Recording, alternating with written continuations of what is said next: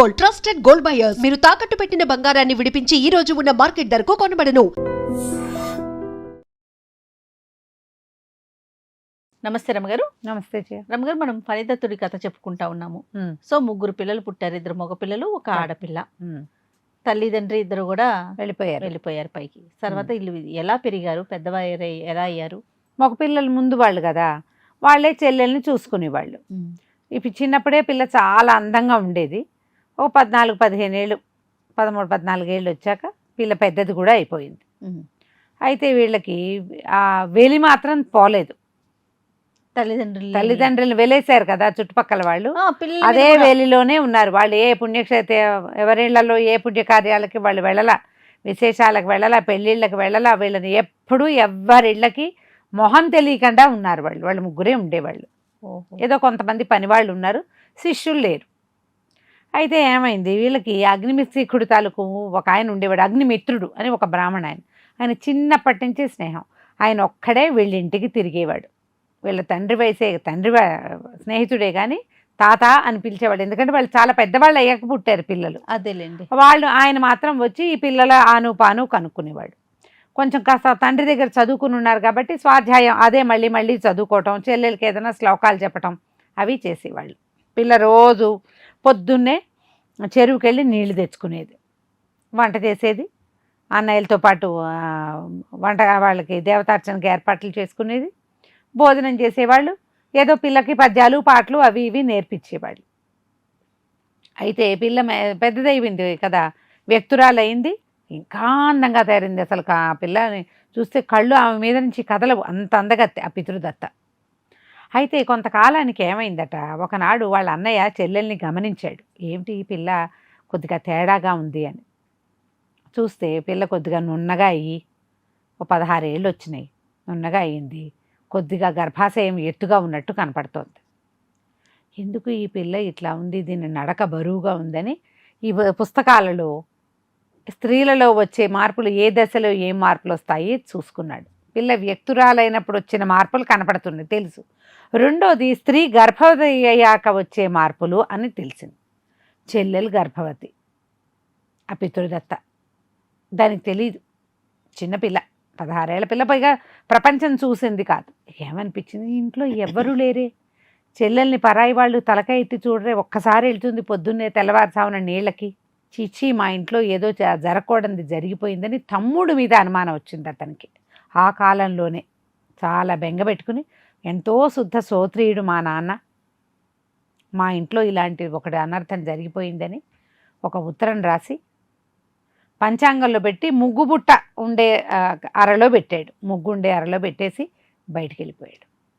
ఆనాడు ఈ రెండో తమ్ముడు కూడా ఇంట్లోకి వచ్చి చెల్లెల్ని చూసి, ఇదేమిటి పిల్ల తేడాగా ఉన్నది అని అతను కూడా గమనించుకుని, అయ్యో ఈ తప్పిదం ఏమైనా మా అన్న వల్ల జరిగిందా, ఎవరు లేరుగా మరి, అసలు మూడో మనిషిని మీద ఆలోచించడానికి అవకాశమే లేదు, ఎవ్వరు రారు ఈ ఇంట్లోకి.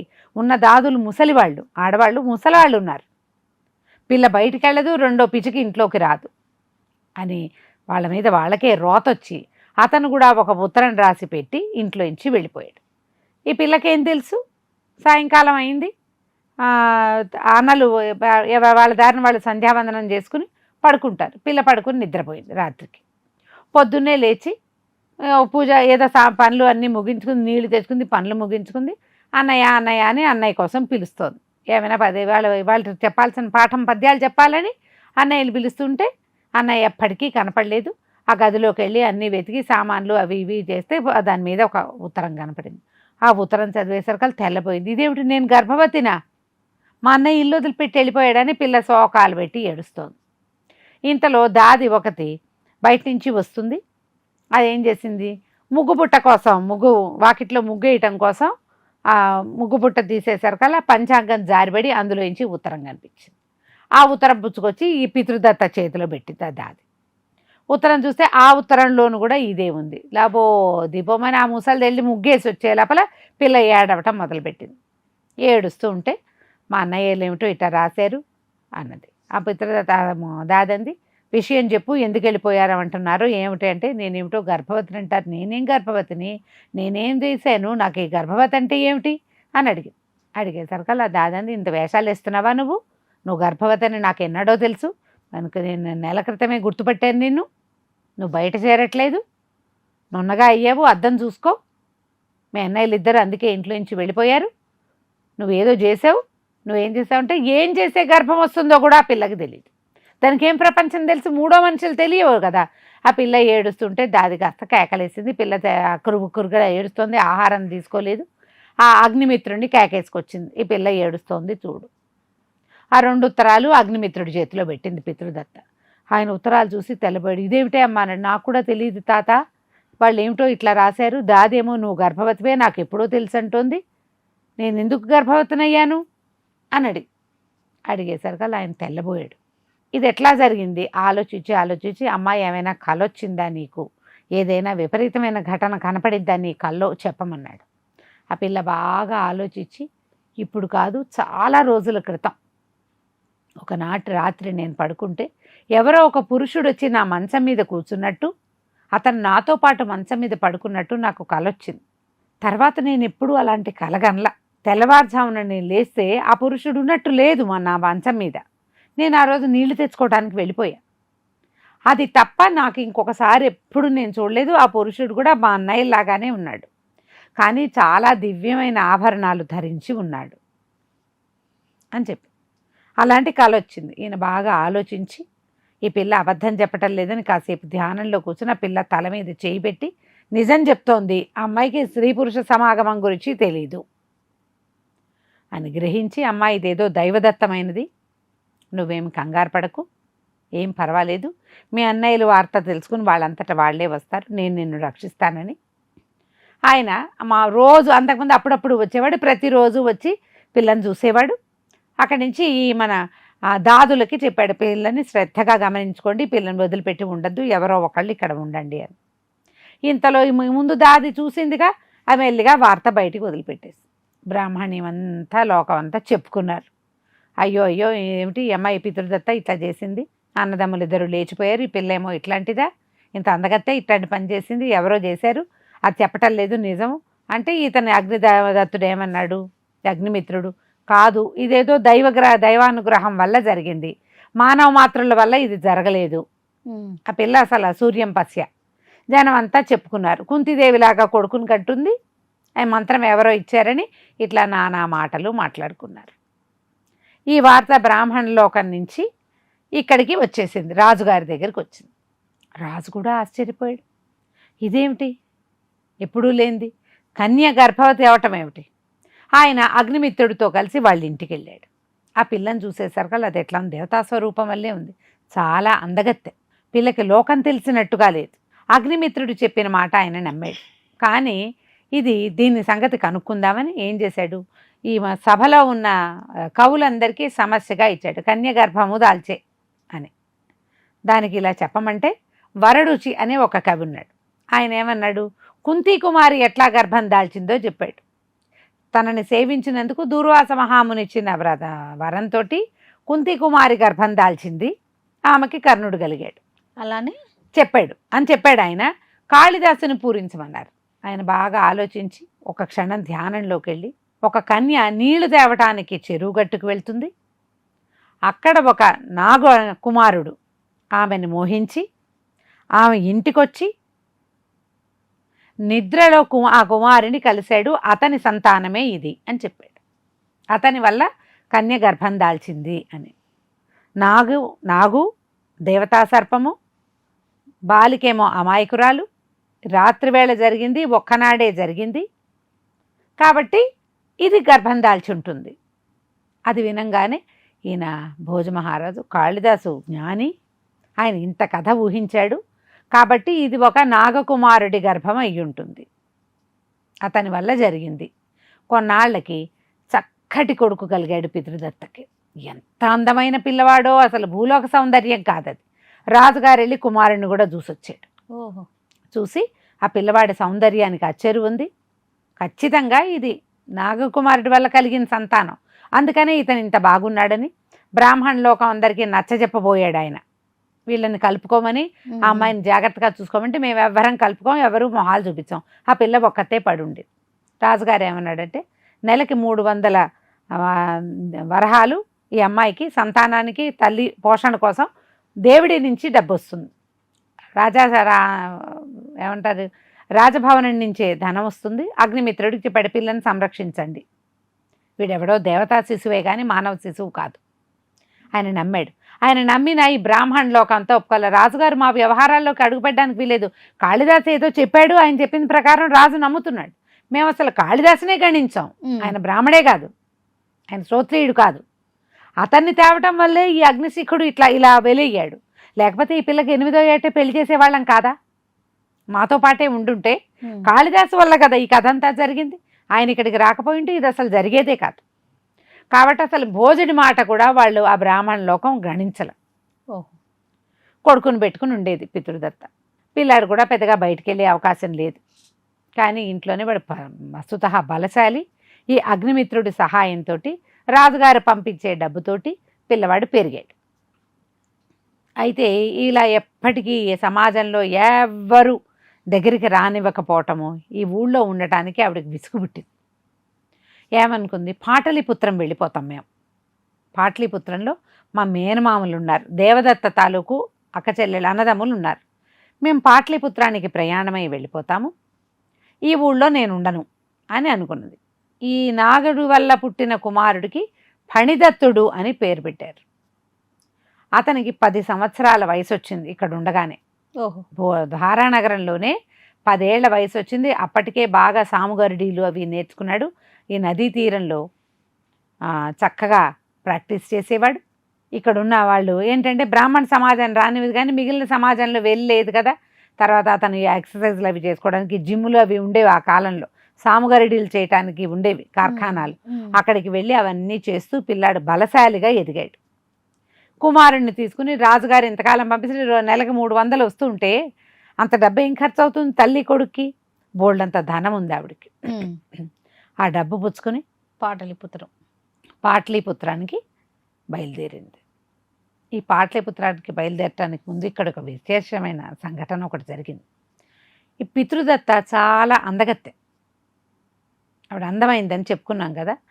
ఈవిడకి నెల నెల డబ్బులు ఇవ్వటానికి, పిల్లాడికి 10 ఏళ్ళు వచ్చే లోపల డబ్బులు ఇవ్వటానికి ఎవరో ఒకళ్ళు వచ్చేవాళ్ళు రాజుగారి దగ్గర నుంచి. పురోహితుడు, ఈ ధన వీళ్ళు లెక్కలు రాసేవాళ్ళు ఉంటారు కదా, వాళ్ళు ఇట్లా ఒక 4 యువకులు వచ్చేవారు. వచ్చిన ప్రతివాడికి ఈ అమ్మాయి మీదే వ్యామోహం. ఏదో ఒకటి మాటలు కలపడానికి అమ్మాయిని చూడ్డానికే ఇక్కడికి వచ్చేవాళ్ళు. ఏం చేస్తుంది? ఒంటరి మహిళ, చిన్నది, పిల్లవాడున్నా దాదులతో ఆడుకుంటాడు, చంటి పిల్లవాడు. ఈ యువతి మీదే దృష్టి. ఒకనాడు ఏమైంది, ఆవిడ నీళ్లు తెచ్చుకుంటుంటే తెల్లవారుజామున ఈ పురోహితుడి కుమారుడు ఎదురుపడ్డాడు.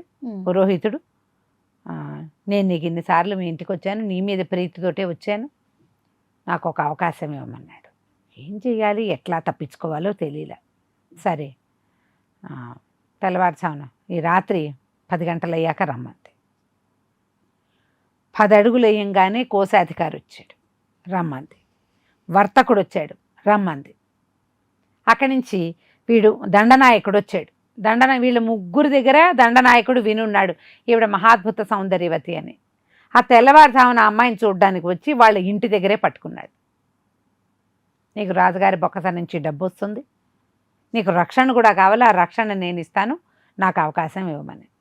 అతన్ని కూడా రమ్మంది. వీళ్ళన్న ఏం చేసింది, గంట గ్యాప్లో 4గురిని రమ్మని చెప్పింది. ఇంటికి వెళ్ళి ఆలోచించుకుంది. సాయంకాలం వాళ్ళు వచ్చేది రాత్రికి, అదేలే. పొద్దునుంచి ఆలోచించుకుని ఏం చేసింది, ఒక పెద్ద పెట్టె చేయించుకుంది చెక్కతోటి. బ్రాహ్మణ సమాజం రానిది కానీ తతిమా సమాజంలో వెళ్ళలేదు. 4 అరలున్న ఒక పెద్ద పెట్టె చేయించి ఇంటికి చేర్పించుకుంది. రాత్రి 10:15 అవ్వంగానే ముందు పురోహితుడు వచ్చాడు. దాదులు 4 ఉన్నారు. ఇందులో 2 పెద్ద వృద్ధులు ఉంటే వాళ్ళ 2 కూతుళ్ళు ఉన్నారు, 4. వీళ్ళు ఏం చేశారు, అబ్బో పితృదత్తకి మీరంటే ఎంతో ప్రీతండి, కాకపోతే ఆవిడ చాలా నిష్ఠానియమం చాలా ఎక్కువ కదా, తండ్రి శ్రోత్రియుడు, మీరు పగలలా ఏదో పని చేసి ఉంటారు, ఇట్లా దారి వెంట నడిచి వచ్చారు, శుభ్రంగా స్నానం చేయించాక మిమ్మల్ని ఆమె గదిలో ప్రవేశపెడతాం రండి అని తీసుకుపోయారు. కాకపోతే మేము స్నానం చేయించాలంటే మాకు సిగ్గండి, అందుకని దీపాలు ఉంచాం, మరోలా అనుకోకండి అని వాళ్ళని ఆయన్ని స్నానాలశాలలోకి తీసుకుపోయి ఏం చేశారు, బండిలో బళ్ళకి చక్రం తిరగటానికి ఇరుసు దగ్గర ఒక నల్లటి జిడ్డు లాంటి ఒక ముద్దను పెడతారు. అది ఆముదము మసి అవి కలిపి ఉంచుకునేవాళ్ళు ఆ రోజులో. మనం ఇప్పుడు గ్రీజ్ అంటాం దాన్ని. అవును. దాన్ని చక్కగా నూనెలో రంగరించి ఈయన ఒళ్ళంతా పట్టించారు. గంట పట్టింది స్నానం అయ్యేసరికి. ఈ గంట అవ్వంగానే వాకిలి తలుపు మోగింది. ఓరమ్మో ఎవరో వచ్చారండి, ఉండండి మీరు కాసేపు ఉందరు కానీ ఆ జిడ్డు వాడిని నడిపించు తీసుకుపోయి ఆ పెట్టి చేయించారుగా ఒక అరలో కూర్చోబెట్టారు. ఇక్కడే ఉండండి అని. రెండో వాడు వచ్చాడు. యథాప్రకారం వాడికి కూడా స్నానం చేయించారు. కోశాధికారికి కూడా స్నానం చేయించి అని తీసుకుపోయి రెండో అరలో కూర్చోబెట్టారు. ఇట్లా మొత్తాన్ని 4 అరల్లోనూ కూర్చోబెట్టారు. కూర్చోబెట్టి తాళం వేశారు. వాళ్ళకి తెల్లవారేసరికి అర్థమైంది. అక్కడి నుంచి ఏం చేసింది, అగ్నిమిత్రుడికి కబురు చేసింది. తాత రా, ఇదిగో ఇట్లా జరిగింది. ఆయన వచ్చి ఆయన ఏం చేశాడు, ప్రచారం చేశాడు. ఈ పాపం పితృదత్తని చుట్టుపక్కల వాళ్లే బాధించడం కాదు, దయ్యాలు కూడా బాధిస్తున్నాయి, దయ్యాలను విడిపించడానికి రాజుగారిని ఏదైనా సహాయం చేయమని చుట్టుపక్కలందరికీ ప్రచారం చేశాడు. రాజు కొంతమంది భూతోచ్చాటన అవి చేయటానికి కొంతమంది మాంత్రికుల్ని పంపించాడు. వాళ్ళందరూ వచ్చారు, అరిచారు, కేకలు పెట్టారు. పితృదత్త అంది, అట్లా కాదు, మా ఇంట్లో తలుపులు తెరిచారంటే ఏం సమస్య అవుతుందో రాజాస్థానంలో తీదురు కానీ రాజుగారు కూడా నన్ను బాధించే భూతాలను చూస్తాడు అన్నది. వాళ్ళు వద్దన్నారు కానీ మంత్రి గారు సరేనన్నాడు. అనగానే పెద్ద పెట్టె 4 అరలు ఉన్నదాన్ని ఎత్తిచ్చి బండి మీద పెట్టించి రాజాస్థానానికి తీసుకుపోయారు. ఎప్పుడైతే ఈ భూతోచ్చాటన మంత్రులు గొంతులు వినేసరికల్లా లోపల ఉన్న వాళ్ళకి తెలిసిపోయింది, అమ్మా దొరికిపోయాను రా దేవుడా, ఇదేదో పెట్టెలో కూర్చోబెట్టింది మన్ని అని. ఆ పెట్టెని రాజాస్థానానికి తీసుకెళ్ళాక ప్రజలంతా అన్నారు, అదేంటండి భూతాలని రాజుగారు ఆస్థానంలో ఓడదీస్తే అందరి మీదకి అంపకం అయిపోవంటే భూత వైద్యులు ఉన్నారుగా, ఆ వైద్యం ఏం చేస్తామని వేపమండలు పుచ్చుకున్నారు, ధూపాలు వేశారు, దీపాలు పెట్టారు, గందరగోళంగా పసుపులు కుంకాలు చల్లారు, పెట్టెలు ఎత్తారు. పెట్టె తలుపు తీశారు. తీసేసరికల్లా ఏముంది, 4 అరల్లో నుంచి 4 మనుషులు బయటకు వచ్చారు. అందరి ఒంటి నిండా నల్లగా కాటక లాంటి పదార్థము, లబోదిబో దిశమొలలు కేవలం గోచిపాతరాయుళ్ళు మాత్రమే ఉన్నారు. వీళ్ళు బాగా జిడ్డంతా తుడిచి తెలుసుకున్నారు. ఒకడు అందులో మంత్రి గారి కుమారుడు ఉన్నాడు. ఓహో, ఆ కోశాధికారిగా ఉన్నాడు, మంత్రి సాక్షాత్తు కుమారుడు.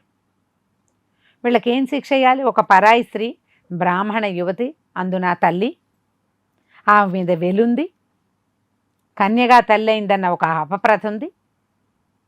వీళ్ళందరూ పోయి ఆమె మీద పెడితే ఆమె పరిస్థితి ఏం కావాలి. రాజు కఠినంగా శిక్షించాడు. మంత్రి గారి మంచితనంతో చిన్న శిక్షతో ఆయన కుమారుడిని వదిలిపెట్టాడు. ఇక ముందు ఈ నగరంలో ఎవరైనా స్త్రీల జోలికి వెళ్ళారా వాళ్ళందరికీ నేను కొరత ఇస్తాను అంతేనని ఆజ్ఞ జారీ చేశాడు. ఈ పితృదత్తని సంరక్షించాలి తప్ప ఇలాంటి పరిస్థితులు చేయకూడదని ఎంత ఖచ్చితంగానో చెప్పాడు. కానీ బ్రాహ్మణ సమాజం మాత్రం ఆ అమ్మాయిని కలుపుకోలే. ఇక దాంతో తను ఇక చూసి చూసి చూసి ఎప్పటికీ వీళ్ళంతా మామూలు అవటం లేదు కాబట్టి పాటలీపుత్రం వెళ్ళిపోవాలి అన్న నిశ్చయానికి వచ్చేసింది. దొరికిన తమ దగ్గర ఉన్న ధనాన్ని మూట కట్టుకుని ఈ లోపల పిల్లాడికి 9-10 సంవత్సరాలు వచ్చిన సంవత్సరాల తరబడి చూసినా బ్రాహ్మణ సమాజం ఎవరు అమ్మాయిని కలుపుకోవటల్లా. ఇప్పుడు పెళ్లి కాలేదు, పోని కుమారుడు ఉన్నాడు, చక్కగా ఉన్నాడుగా, పిల్లాడిని కలుపుకోవచ్చు కదా, వాడికి ఉపనయనాలు అవి చేయొచ్చు, పెద్దవాళ్ళు పూనుకుని. వాళ్ళు ఏమీ చేసే ఉద్దేశంలో లేరు. కుమారుడిని తీసుకుని పాటలీపుత్రం బయలుదేరింది పితృదత్త. కుమారుడి పేరే ఫణిదత్తుడు, అంటే సర్పము వల్ల కలిగిన వాడు, వాడే హీరో. ఆ పిల్లవాడిని పుచ్చుకుని పాటలీపుత్రం బయలుదేరింది. పాటలీపుత్రం చేరాక ఏం జరుగుతుందో, వెళ్లేదారిలో ఏమేం వింతలు విడ్డూరాలు వీళ్ళు చూస్తారు, వచ్చే భాగంలో చూద్దాం. తప్పకుండా అండి. నమస్తే. నమస్తే జయ. And for more videos, Please subscribe to iDream. Please subscribe to iDream. Please subscribe iDream. And please subscribe to iDream. For more videos, subscribe to iDream. please like, share and subscribe to the channel. Congratulations, iDream. Subscribe to iDream. Subscribe to iDream. So subscribe to iDream Media. iDream team andarki huge congratulations. Please subscribe iDream Media. Please subscribe to iDream. Subscribe iDream. Please subscribe to iDream. iDream అంటే నా కళల ఛానల్ను subscribe చేసుకున్న నోరు తిరుగుతలేదు, మీరైతే గంట గుర్తు కొట్టండి. For more such videos, please subscribe to iDream. Subscribe to iDream. Please subscribe to iDream. Please subscribe iDream Media. Please do subscribe to iDream. Please subscribe to iDream Media. For best entertainment and information, please subscribe iDream. And don't forget to subscribe to iDream.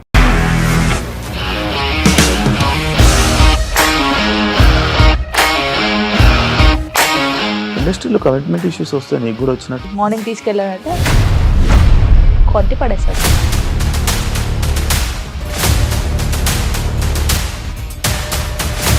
ఒక్కళ్ళు కూడా చూడలేదు ఈ cinema అని చెప్పడానికి కూడా చాలా ధైర్యం కావాలి. అది నిజం కదా, దాంట్లో ధైర్యం ఏంటి ఇది? నెక్స్ట్ డే ప్లేట్ మార్చేస్తే తప్పు కదా. As of now we are comfortable this అని నేను అనుకుంటున్నాను. రష్మిక గారిది మీది ఒకే ఊరంట కదా. నీకు కోపం వచ్చిందంటే బాగా తిట్టేత్తరా? తిట్టేద్దామండి. నిజంగా గేమ్ ని ఎలా చేంజ్ చేయగలిగారు? ఏపీఎస్ఎఫ్సి వాళ్ళకి 6 నెలల్లో నేను 6 లక్షలు కట్టా. బిజినెస్ చేయాలనుకుంటే it is as difficult as riding a tiger.